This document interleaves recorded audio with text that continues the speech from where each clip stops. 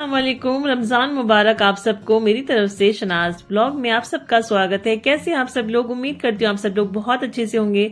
अल्हम्दुलिल्लाह हम सब बिल्कुल ठीक हैं। और यहाँ पर जो है बन रहे हैं आलू के और दाल के पराठे। बहुत ही यमी लगते हैं। दाल और आलू को मिला के जो पराठे बनते हैं ना, बहुत कमाल के लगते हैं। तो ये मैं बना रही थी, ब्रेकफास्ट के लिए बन रहे थे, सुबह नाश्ते के लिए। और शामिन को भी लंच में मैंने स्कूल के लिए यही दिए थे। और बस हम भी आज यही से ब्रेकफास्ट करने वाले हैं। और बस फटाफट से बना के नीचे पहुंचा देती हूँ। पहले गरम गरम खा लिए जाए पराठे तो अच्छे लगते हैं ना, ठंडे होने के बाद में वो थोड़े से पता नहीं कैसे पानी से छोड़ने लगते हैं और अजीब से हो जाते हैं। तो पराठे जब भी खाओ गर्मा गर्म खाओ, क्रिस्पी करारे बना के खाइए। तो चलिए इस व्लॉग को स्टार्ट करते हैं। रमजान की आमद, रमजान की डेकोरेशन और रमजान की शॉपिंग, आपको बहुत कुछ इस व्लॉग में देखने मिलेगा। तो बने रहिएगा व्लॉग में। और यहाँ पर शनाया सो रही थी सुबह सुबह के टाइम पे, मैं आपको दिखा रही थी इसका क्लिप। तब तक कि ये सो रही है मैडम, में जाकर ये पराठे रेडी हो गए हैं, नीचे देखकर आते हैं और फिर आकर अपना ब्रेकफास्ट खाएंगे। और फिर देखते हैं आगे मैं आप लोगों को क्या क्या दिखाती हूँ। तो अच्छा लगे तो इस वीडियो को लाइक जरूर कर दीजिएगा, चैनल को सब्सक्राइब कर दें, बेल आइकन को प्रेस कर दें ताकि जो भी मेरी नोटिफिकेशन है आप लोगों को मिल जाए कि मैं कब वीडियो अपलोड करती हूँ। लाइक सब्सक्राइब कर ले। मैं वॉइस ओवर करी और शनाया मेरे पास ही बैठी है मैडम, और वो भी कह रही है कि लाइक करे सब्सक्राइब करे।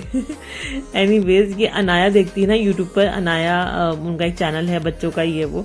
और कभी कभार मैं इनको दिखा देती हूँ, तो उसमें ये सब देखकर ना मैडम सीख चुकी हैं कि मम्मा के लिए एक लाइक तो बनता है। वो अपनी मम्मा के ऊपर भी वीडियोस वगैरह बनाती हैं। तो इस वजह से शनाया की वो फेवरेट है। कोई कार्टून वगैरह कुछ इसको पसंद नहीं, सिर्फ अनाया पसंद है। वो ये अनाया ही देखती है और उसी से सीखती रहती जो भी चीजें देखती है। तो यहाँ पर मम्मी किचन में थी सुबह सुबह और बहुत खुश हो गई गरम गरम पराठे देख के। फिर उन्होंने मुझे पर्दे दिखाए जो वो लेकर आई हैं, रमजान के लिए लगाएंगी।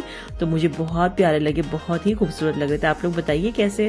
तो मैंने इसकी क्लिप शूट कर ली। अब जब ये लग जाएंगे ना पूरा नीचे अच्छी तरह से, तब मैं आपको फिर इसका एक दिखाऊंगी कि कैसे लगते हैं। लेकिन बहुत अच्छे जो है ना इनका डिजाइन और फैब्रिक भी बहुत अच्छा था। तो बस ऊपर आके फिर ब्रेकफास्ट वगैरह हो गया, हाउस हेल्प आ गई। तो अब लग चुके हैं रमजान की सफाई में। और ये जो आप व्लॉग देख रहे हैं ये लास्ट वीक का है। लास्ट वीक मतलब जो आज संडे है, आज मैं अपलोड करने लगी हूँ व्लॉग को। तो इसी पूरे हफ्ते का है। सफाई हुई और डेकोरेशन हुई, जो भी कुछ है वो पूरा इसी हफ्ते का है। ये आप मंडे टू सैटरडे कह सकते हैं। इसी बीच का ये व्लॉग मैं आप लोगों से शेयर कर रही हूँ, थोड़ा थोड़ा कहीं कहीं का, कोई कोई दिन का। क्योंकि टाइम ही नहीं हो पा रहा है कि मैं टाइम टू टाइम अपलोड करूँ। बस मैंने क्लिप शूट कर करके रखी हुई है और बस उसे एडिट करने का टाइम नहीं, कभी अपलोड करने का नहीं। क्योंकि शारमिन के एग्जाम्स चल रहे ना, एग्जाम्स ने मुझे बहुत परेशान किया हुआ है। जब तक ये फ्री नहीं हो जाऊंगी ना, मैं एग्जाम्स खत्म नहीं हो जाएंगे, जब तक के दिमागों में यही सब चीजें चलती रहेंगी कि बच्चों को पढ़ाना है। और इतनी बड़ी भी नहीं है कि खुद से पढ़ ले, बैठना पड़ता है, पढ़ाना पड़ता है। तो इस वजह से ये सब चीजों को मैंने थोड़ा साइड पे रखा हुआ है। यहाँ पर देखिए किचन की हो रही है डीप क्लीनिंग, घर की हो चुकी है। पर्दे वगैरह सब धोने में चले गए हैं, धुलकर आ चुके हैं। अब पर्दे लगाऊंगी वापस से। और हाउस हेल्प आ गई तो बहुत ज्यादा हेल्प होगी, नहीं तो अकेले तो बहुत मुश्किल हो जाता मैनेज करना।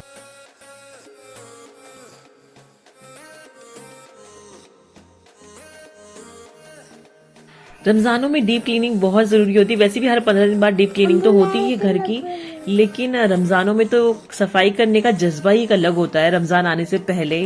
क्योंकि बहुत ज्यादा खुशी होती है रमजानों की, इतनी ज्यादा खुशी होती है, पता नहीं मैं आप लोगों को बता नहीं सकती। जब जब रमजान आते ना, मुझे तो ऐसा लगता है कि वो कहते हैं ना ईद का चांद, एक मुहावरा है कि ईद का चांद देखकर खुश हो जाता है आदमी कि कल ईद होने वाली। लेकिन मुझे उसकी इतनी खुशी नहीं होती जितनी मुझे रमजानों के आने की खुशी होती है।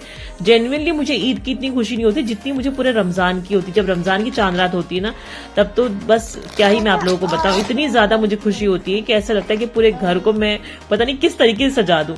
लेकिन जितना मेरे बस में होता है, जितनी चीजें मैं कर सकती हूँ, बस उतनी ही मैं करती हूँ। और हाउस हेल्प तो चली गई थी, पर्दे वगैरह लगवा लिए थे मैंने उसी से ही, कर्टन्स जो भी मुझे लगवाने थे। और उसके बाद में फिर मैंने सोचा लाइटों का काम मैं खुद करूंगी, क्योंकि मुझे पता है मुझे कहाँ पर कैसी लगानी है। तो ये वाला बेड़ा मैंने उठा लिया और चलते हैं अब फटाफट से जो लाइटिंग है वो लगाते हैं पूरे घर में। आप लोग भी साथ साथ में बने रहिए और देखिए कि कैसे कैसे मैं सजाती हूँ घर को। और हमेशा से मेरा तो यही है कि ईद पे आप लोग ना सजाते हुए, ईद पे तो जाहिर सी बात है सभी सजाते हैं, डेकोरेट करते हैं घर को। रमजानों में जरूर करिए, क्योंकि सबसे ज्यादा इंपॉर्टेंट तो रमजान का पूरा महीना है। और सच में बताऊं मैं आप लोगों को, इतना सुकून मिलता है ना जब आप घर को डेकोरेट करते हैं, और जो उस टाइम पे पूरी लाइटें जली होती है घर में, और एक अलग ही ना एटमॉस्फेयर होता है पूरे घर का। आप सहरी में उठते हैं तो वो एक अलग ही रमजानों वाली लाइट होती है, बहुत ही खूबसूरत सा माहौल होता है और इतना अच्छा लगता है। इफ्तार बनाने में भी बहुत अच्छा लगता है, और सहरी करने में, इफ्तार करने में बहुत अलग सा एक वो होता है।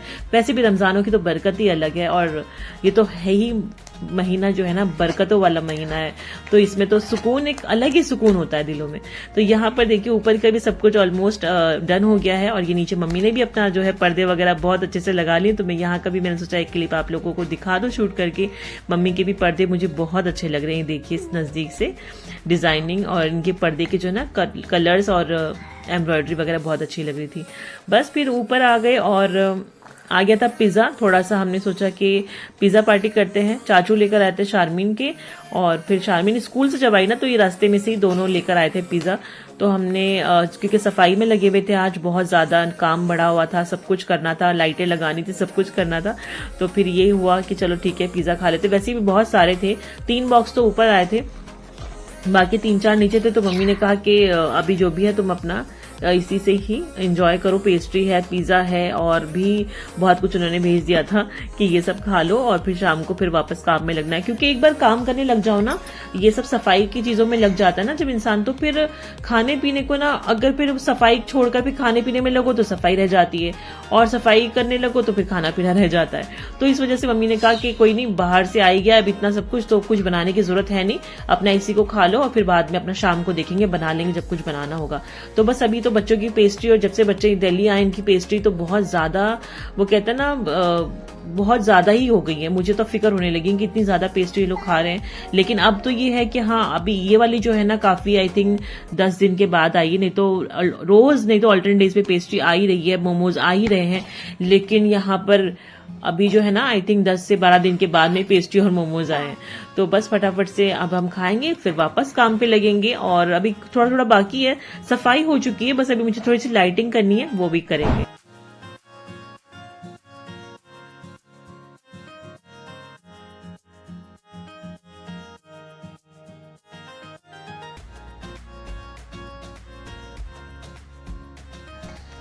और ये है चांद रात का व्लॉग, यानी कि चांद रात के दिन, सैटरडे का दिन, कल जो हम हमारी रमजान की चांद रात थी। तो बस सुबह में उठे, ब्रेकफास्ट वगैरह किया, और जो मैंने कहा थोड़ी बहुत लाइटें बची हुई है, वो 2 दिन तक हो नहीं पाई क्योंकि शारमीन का एग्जाम था, तो मैं नहीं कर पाई। फिर उसके बाद डायरेक्ट मैंने सैटरडे को शूट किया। सैटरडे को क्योंकि पता था कि चांद रात है, तो आज किसी भी हाल में जो है ना लाइटें लगानी ही है। तो बस मैंने फौरन से ही अपना जो है काम शुरू कर दिया। यहाँ पर दोपहर के बज रहे थे, इस वक्त 1-1:30 बज चुका था, और बस फटाफट से मैं लाइटें लगाने लगी हूँ। फिर मम्मी का कॉल आ गया कि चलो मार्केट जाना है, बच्चों के लिए ईद के कपड़े लेने हैं और ईद की शॉपिंग करनी है। तो बस हमने कहा फिर कि चलो ठीक है, और फटाफट से मैंने थोड़ी बहुत लाइटें जो मुझे लगाई थी फटाफट से फारिग हुई इनसे, और फिर हम नहा धो के निकल गए मार्केट जाने के लिए। लाजपत नगर जा रहे हैं क्योंकि रमजानों में हम लोग शॉपिंग करने नहीं जाते हैं, मम्मी नहीं जाती, मैं नहीं जाती हूँ, हम लोग रमजानों में निकलते ही नहीं है घर से बाहर। ये एक ना वो है, मतलब फिक्स है। हाँ वो ठीक है कि फ्रूट्स वगैरह लेने हैं, सब्जी लेनी है, या ऐसा कुछ लेना है जिसके लिए जस्ट पीछे जाना है कहीं आसपास नॉर्मल सी मार्केट में, वहां से जाके ले आते हैं। फ्रूट्स वगैरह के लिए तो ऑब्वियसली निकलना पड़ता है, लेकिन शॉपिंग करने के पर्पज से जो शॉपिंग होती है प्रॉपर रमजान की या ईद की या जो भी है, उसके लिए हम लोग प्रेफर नहीं करते रमजानों में जाना। रमजान से पहले ही जो भी चीजें होती है वो ले लेते हैं, क्योंकि रमजानों की तो 1-1 सेकंड, 1-1 मिनट इतनी कीमती होती है कि अगर आप उसमें जो है ना आपके पास 1 सेकंड का भी वक्त हो, 1 मिनट का भी वक्त हो, तो आप उसमें ज्यादा से ज्यादा इबादत करें, ज्यादा से ज्यादा कुरान शरीफ पढ़े, नमाजें पढ़े, ज्यादा से ज्यादा जो है ना अल्लाह को याद करें। क्योंकि रमजानों में तो हर चीज जो है ना डबल ट्रिपल हो जाती है, 70 गुना ज्यादा सवाब मिलता है हर एक इबादत का, हर एक चीजों का आपको 70 गुना ज्यादा मिलता है सवाब। तो इसीलिए हर बंदा जो है ना रमजानों में एक्टिव हो जाता है। जो नहीं भी नमाज कुरान शरीफ पढ़ रहे होते हैं ना, पता नहीं रमजानों में 1 महीने के मुसलमान बन जाते हैं, लेकिन ऐसा नहीं करना चाहिए। रमजान ही सिर्फ नहीं है मुसलमान बनने के लिए, अगर आप मुसलमान है तो पूरा साल आप नमाज पढ़िए, कुरान शरीफ पढ़िए। मुसलमान है तो पूरा साल आपको इस चीज का जो है ना वो करना चाहिए, एहतमाम करना चाहिए, ना कि सिर्फ रमजानों के लिए या फिर जुमा के लिए मुसलमान बन जाए कि जुमा आ गया तो आप नमाज कुरान पढ़ने लगे। खैर इस टॉपिक पे बात करने लगूंगी तो बहुत लंबी बात हो जाएगी। यहाँ पर हम पहुंच गए मार्केट और बच्चों के लिए लेनी थी। इस मर्तबा बच्चों की जिद थी कि हमें फ्रॉक लेनी है, गाउन लेने हैं, जो लंबे लंबे से नहीं होते गाउन बच्चे, क्योंकि मैंने अपने बच्चों को कभी फ्रॉक नहीं पहनाई है।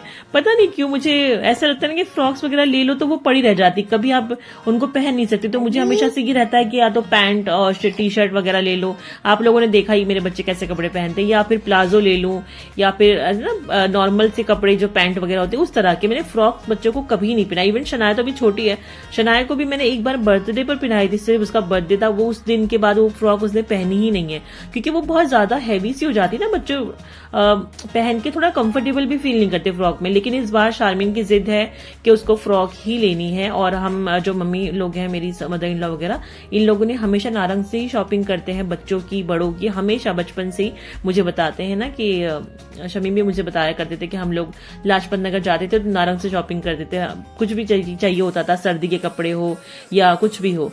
तो बस इसी वजह से ना यहाँ पर आए थे कि यहाँ पर से लेंगे बच्चों के कपड़े, और यहाँ पर बहुत अच्छी क्वालिटी के भी मिलते हैं। और हम लाजपत नगर आए और हम राम लड्डू ना खाएं, ऐसा तो नहीं हो सकता है। तो हमने अभी तक ये कुछ भी नहीं लिया है, सबसे पहले हम आए यहाँ पर राम लड्डू खाने के लिए। ये बहुत अच्छे बनाते हैं सच में, ऐसा नहीं कि दिल्ली में राम लड्डू नहीं मिलते, और जगह पर सब जगह पे मिलते हैं और हर कोई बनाता है, लेकिन इनके यहाँ का टेस्ट तो ना ऑसम है। इनकी चटनी का फ्लेवर ना कुछ अलग सा है, खट्टी मीठी सी, बहुत टेस्टी लगती है। तो बच्चों के लिए मैंने बिना चटनी के लिए ली थी, ऐसे ही सूखे बच्चे एंजॉय करते हैं, और मैंने और मम्मी ने वैसे खाए चटनी वाले, तो बहुत यम्मी लग रहे थे। उसके बाद मम्मी आ गई मुझे यहाँ पर जो है ना चप्पल दिलाने, कहने लगी तुम अपने लिए सैंडल ले लो। मैंने बहुत मना किया, लेकिन उन्होंने फिर भी मुझे दिला दी। वो मैं आपको दिखाऊंगी बाद में कि कौन से दिलाए, बहुत प्यारे लग रहे हैं। तो यहाँ पर मम्मी ने कहा चलो नारंग पे भी जाना है, क्योंकि नारंग पे तो जाना ही है, ऑब्वियसली वहीं से कपड़े लेने। तो मम्मी ने कहा यहाँ पर भी ट्राई कर लेते एक मरतबा, देखने में क्या जा रहा है कि कैसे कहाँ पे क्या वो कहते हैं ना मिल रहा है। ये वाला मुझे बहुत प्यारा लग रहा था सच में। शनाया की जो है ना एज के बच्चों के लिए था, 3 से 4 साल के, लेकिन बहुत प्यारा। आप लोग बताइए कैसा लग रहा है। मुझे तो इसका कलर डिजाइन वगैरह बहुत अच्छी लगी। प्लाजो था ये, लेकिन इसका रेट मैं आप लोगों को बताऊं, ये 5,500 रुपए का था, तो इसलिए ये तो मुझे अच्छा लगा, बहुत अच्छा लगा। लेकिन बच्चों के कपड़ों के लिए 5 हजार रुपए की वर्थ नहीं होती, क्योंकि बच्चे कितना ही कपड़े पहनते हैं ना, 1 महीना 2 महीना 1 साल, मैक्सिमम 1 साल, उसके बाद बच्चों के कपड़े छोटे हो जाते हैं और फिर वो यहाँ वहां देने दिलाने में ही चले जाते हैं, या तो आप उनको कब तक उठा के संभाल के रखेंगे ना। तो बच्चों के कपड़े, वैसे भी बच्चों के कपड़े बहुत महंगे आते हैं, ये तो सबको पता है, बट बड़ों के मुकाबले बच्चों की हर चीज महंगी होती है। तो जहां पे बच्चों के कपड़े 1,000-2 हजार रुपए से नीचे तो आजकल कुछ भी नहीं आता। 1,000 तो मैंने खैर कम ही बताया, आप पार्टी वेयर लेने जाओगे तो 2-2.5 हजार से नीचे कुछ नहीं आता, लेकिन हाँ 5,000 रुपए तो बहुत ज्यादा हो जाते। खैर यहाँ पर हम लोग आ गए, तो यहाँ पर जो है ना वीडियोग्राफी वगैरह अलाउड नहीं है नारंग में इनके कपड़ों की। वैसे आप कर सकते हैं, फोटो वगैरह अपना लेना है तो खुद का, ठीक है, लेकिन हाँ इनके कपड़ों की, इनके जो पास इनके स्टॉक है उसके आप लोग नहीं फोटोग्राफी वीडियोस वगैरह ले सकते। तो इस वजह से मैंने यहाँ पर कुछ शूट नहीं किया। लेकिन हाँ बच्चों के लिए 2 फ्रॉक्स ले लिए, वो आप ईद में देखेंगे जब बच्चे पहनेंगे, और यहीं से लिए हैं। और मुझे कुछ और गिफ्ट भी लेने थे कि अपनों के लिए, किसी प्यारों के लिए, तो वो भी हमने यहाँ से ही ले लिए इंशाल्लाह, और फिर उनको देंगे, तब आप लोग देखेंगे किसके लिए लिए क्या है। तो चलिए फटाफट से शॉपिंग हो गई। और हम लोगों को ये भी डर लगा हुआ था, क्योंकि अब मगरिब का टाइम ना बिल्कुल होने वाला था और हमें चांद देखना था बहुत ज्यादा। मुझे ऐसा लग रहा था कि चांद ना मिस हो जाए। हम फौरन बस एकदम ऐसे लगे हुए थे कि फौरन से यहाँ से निकले। एक तो ऑटो नहीं मिल रही थी, एक तो क्योंकि कोई कार चला के लाने वाला नहीं था, तो हम लोग ऑटो से आए थे। अब तो ये था कि फटाफट से ऑटो मिले, हम घर पहुंचे और हमें चांद देखना, क्योंकि चांद देखकर दुआ मांगते हैं ना, उसका एक अलग ही जो कहते हैं ना सुकून मिलता है। जब आप चांद को देखते हैं अपनी नजरों के सामने और दुआ मांगते हैं ना, वो बहुत बहुत ही अलग चीज होती है वो। तो हम तो चांद देख नहीं पाए, घर नहीं पहुंच पाए थे, तो रास्ते में ही थे। तब शमीम की वीडियो कॉल आ गई मेरे हस्बैंड की, और उन्होंने मुझे वीडियो कॉल से चांद दिखाया। इतना माशाल्लाह खूबसूरत था, बिल्कुल साफ दिखाई दे रहा था। इतना तो शायद हमें करीब से भी नहीं दिखता जितना हमें वीडियो कॉल में साफ दिखाई दे रहा था। बस फिर फटाफट से हम घर पहुंचे, और मगरिब और इशा के बीच में हमें सूरह फतह पढ़नी होती है चांद देखने के बाद 3 मरतबा, तो फौरन से वो पढ़ी। उसके बाद में आप अब ये देखेंगे जो डेकोरेशन मैंने करी है वो देखिएगा, एंजॉय करिए, और दुआ में बहुत बहुत याद रखिए। इंशाल्लाह आगे पूरी डेकोरेशन है, और आप लोग देख के मुझे जरूर कमेंट करके बताइएगा आप लोगों को कैसी लगी। थोड़ी बहुत करी है मैंने, ज्यादा नहीं करी है, तो आप लोग इसको पढ़ के समझ सकते हैं मैंने क्या लिखा है यहाँ पर। और इंशाल्लाह फिर मैं आपसे मिलूंगी नेक्स्ट व्लॉग में, और आगे पूरी डेकोरेशन ही है, तो इसलिए आप लोग प्लीज पूरी देख के जाइएगा, प्लीज पूरी देखकर जरूर जाइएगा वीडियो। और अच्छी लगे तो लाइक जरूर कर दीजिएगा, चैनल को सब्सक्राइब कर दीजिएगा, दुआ में बहुत बहुत याद रखिएगा। टेक केयर, अल्लाह हाफिज।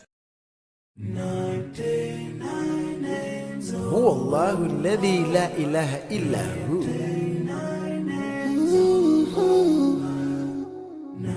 99 names of Allah. Ooh, yeah.